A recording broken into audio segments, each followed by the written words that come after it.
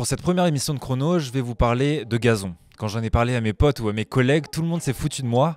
Mais en faisant mes recherches, je me suis rendu compte que c'était bien plus complexe que ce qu'on pensait. Quand je vous dis gazon, vous pensez à quoi? Sûrement à Wimbledon et l'herbe très soignée de ses terrains, ou la pelouse de votre club de foot ou de rugby préféré. Mais est-ce que vous savez comment ces pelouses sont entretenues ou encore pensées?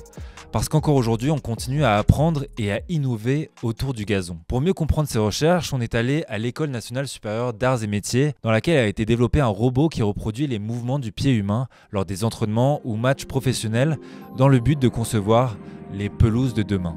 Une des expertises du laboratoire, c'est l'interaction entre le sol, la chaussure et le joueur. Et aujourd'hui, on est en capacité de pouvoir tester différents types de caractéristiques de sol, différents types de chaussures et voir quelles seraient les mieux adaptées pour optimiser la performance tout en minimisant les risques lésionnels. Donc en fait, ce robot est équipé de deux capteurs. Un capteur qui est placé au niveau du poignet du robot, qui est juste au-dessus de la chaussure, et un capteur qui est placé sous le bac. À quoi servent ces capteurs? Ces capteurs vont nous permettre de mesurer les efforts que le robot doit faire pour générer le mouvement. Et de façon extrêmement simple, si le sol est très souple, pour générer le mouvement, le robot va ne pas avoir besoin de beaucoup d'énergie et ça va générer peu d'efforts et peu de moments au niveau du poignet du robot.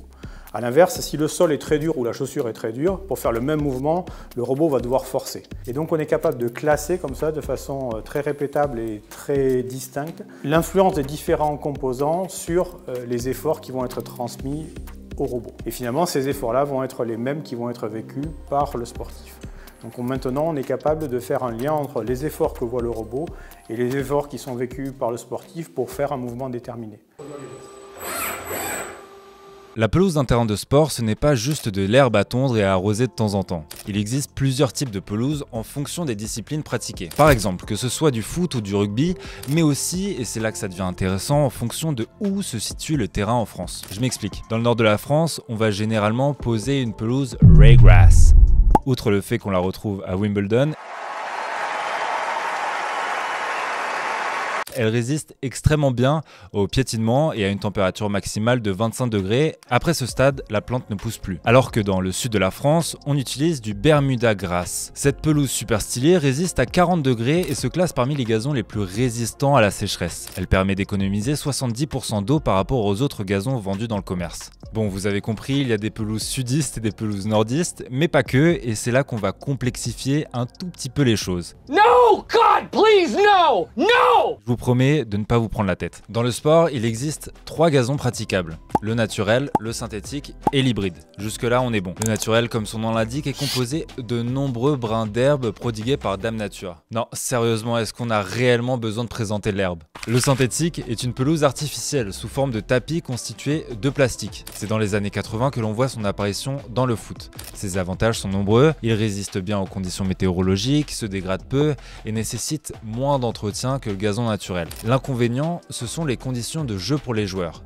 Alors, des améliorations ont été faites au fur et à mesure des années pour rendre cette surface moins dure et plus agréable au jeu. Les matchs de hockey sur gazon par exemple, vous savez ce sport que vous avez sûrement vu au JO, se jouent encore aujourd'hui exclusivement sur du synthétique. Maintenant, accrochez-vous parce qu'on passe au gazon hybride. Un savant mélange de pelouse naturelle et de microfibres synthétiques. Elle est principalement utilisée dans les stades pro de foot et de rugby. Petite leçon d'histoire en 30 secondes chrono. La première technologie de gazon hybride apparaît dans les années 90. En gros, on piquait des microfibres synthétiques entre les brins de gazon naturel, mais depuis 2010, on utilise une nouvelle technologie, la air fiber. En gros, pour faire archi simple, on utilise un gazon 100% naturel enraciné dans un fond, notamment à base de nos fameuses microfibres synthétiques. On peut retrouver du gazon hybride au Vélodrome de Marseille, au stade Geoffroy-Guichard de Saint-Etienne ou encore au stade Pierre-Mauroy à Lille. D'ailleurs, petite anecdote pour éveiller tous les footeux qui se sont endormis pendant mon explication sur le gazon. En plus d'avoir gagné la Ligue 1 l'année dernière, le PSG a aussi gagné le prix de la meilleure pelouse avec une note de 19,34 sur 20. C'est un classement très sérieux établi par les arbitres, les entraîneurs et les joueurs qui ont pu fouler les pelouses de stade de Ligue 1. Et si vous avez suivi, le gazon du Parc des Princes, c'est une pelouse hybride là encore. Imaginez un peu la satisfaction des responsables et des intendants de ces pelouses du haut du classement lorsque toute l'année, ils ont protégé leur terrain face à la périculariose, un champignon qui ravage les terrains de foot. Mais aujourd'hui, il y a autre chose de bien plus gros que ce champignon qui menace les pelouses sportives. le dérèglement climatique. Il contraint les clubs à limiter l'arrosage des terrains, notamment en période de sécheresse. Parce qu'en moyenne, il faut 25 000 à 30 000 litres d'eau pour entretenir une pelouse de Ligue 1. Alors on parle beaucoup de terrain de foot depuis tout à l'heure, mais maintenant, on va s'intéresser à un sport pas super éco-friendly, le golf. En France, entre 1995 et 2020, on a construit 10 terrains de golf par an. Aujourd'hui, on en compte 750 selon la Fédération française de golf. Et c'est énorme puisque selon World Watch Institute, 18 kilos de pesticides sont pulvérisés sur les greens par hectare et par an. Pour vous donner une comparaison, l'agriculture en utilise 3,7 kilos par hectare et par an. Et fun fact, un green de golf, c'est le nom donné à la zone où l'herbe est la plus rase du parcours. Elle est située autour du trou, et bien ça représente seulement 1,5% d'un terrain de golf. Je ne sais pas si vous vous rendez compte, mais on parle de 18 kg de pesticides par an pour 1,5% d'herbe d'un terrain de golf. C'est énorme. En plus des kilos de pesticides, eh bien la pelouse d'un terrain de golf est très gourmande en eau. Encore une fois, en faisant des recherches, je suis tombé sur des chiffres ahurissants. 9,5 milliards de litres d'eau sont utilisés chaque jour dans le monde pour arroser les pelouses de ce sport. Et selon les Échos, 9,5 milliards de litres d'eau, c'est l'équivalent de ce que boit l'ensemble de l'humanité chaque jour. L'association ANV COP21 avait d'ailleurs protesté en 2023 contre l'accaparement de cette ressource en période de sécheresse dans un golfe du Var, à Bandol. L'action était tout simplement de creuser un message sur le green en expliquant que l'eau est un bien commun et que donc la lutte des classes commence. S'il y a des restrictions d'eau dans un département, s'il y a des paysans qui n'ont plus le droit d'arroser leur culture, si des populations doivent se restreindre, on nous demande de faire des efforts quant à notre consommation en eau, on trouve injuste que certaines activités aient des dérogations. Quand il y a une alerte sécheresse, en l'occurrence, certains golfs ont des dérogations pour pouvoir continuer d'arroser leur green. Et le football n'est pas non plus épargné sur le sujet de l'arrosage.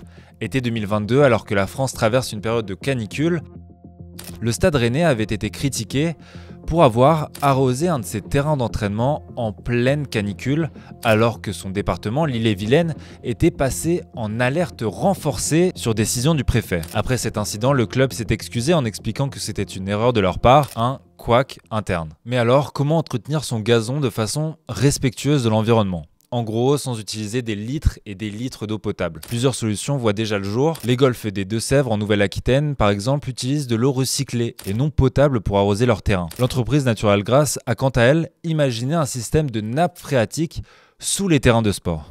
Donc qu'est-ce qu'on fait aujourd'hui avec Aquaflow ? On va aller stocker l'eau sous le terrain, donc on va mettre un stockage sous toute la surface de jeu. Pendant l'hiver, elle va stocker toute l'eau excédentaire et l'été, l'eau va être réintroduite dans le système par subirrigation, c'est-à-dire qu'on va arroser par le dessous. L'eau va remonter jusqu'au niveau des racines sans être à la surface. Concrètement, ça permet d'économiser déjà beaucoup d'eau. De deux, ça permet aussi de stocker l'eau et donc de ne plus avoir à l'évacuer l'hiver. Et de 3, ça permet aussi, pendant les périodes de pénurie d'eau et de restrictions, de ne plus avoir à arroser sa surface en surface. Alors oui, c'est super toutes ces initiatives, mais la transition écologique des terrains de sport, elle doit aussi et surtout se faire par des mesures mises en place par l'État. Et c'est là qu'intervient la loi Labbé.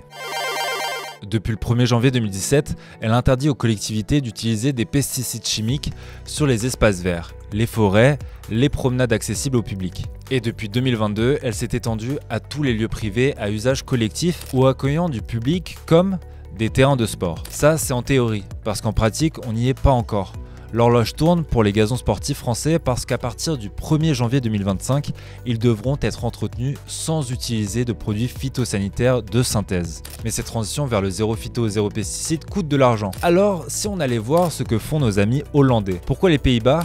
Parce qu'en Eredivisie, le championnat de foot hollandais, les clubs touchent des droits TV de l'UEFA et en reversent une partie aux autres clubs afin d'améliorer l'entretien de leur pelouse. À partir de la saison 2025-2026, les clubs du championnat devront évoluer sur des pelouses naturelles ou hybrides synthétiques. Et pour inciter encore un peu plus les clubs à changer de pelouse ou de gestion du gazon, les clubs qui évoluaient en Coupe d'Europe pouvaient recevoir jusqu'à 350 000 € si leur pelouse répondait aux critères de la Ligue.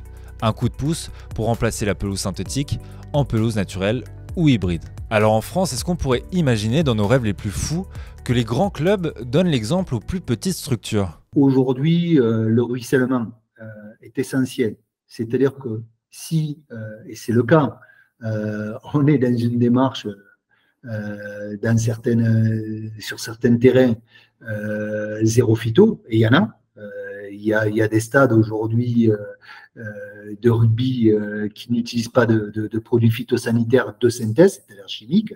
Il y en a. Clairement, c'est aussi pour démontrer que c'est possible. Que du coup, si on y arrive en top 14, sur des clubs de top 14, de Pro D2, si on y arrive sur des espaces où évoluent les équipes de France, etc., on devrait pouvoir y arriver chez moi, à Pouillastruc, au fin fond des Pyrénées. Alors on croise les doigts.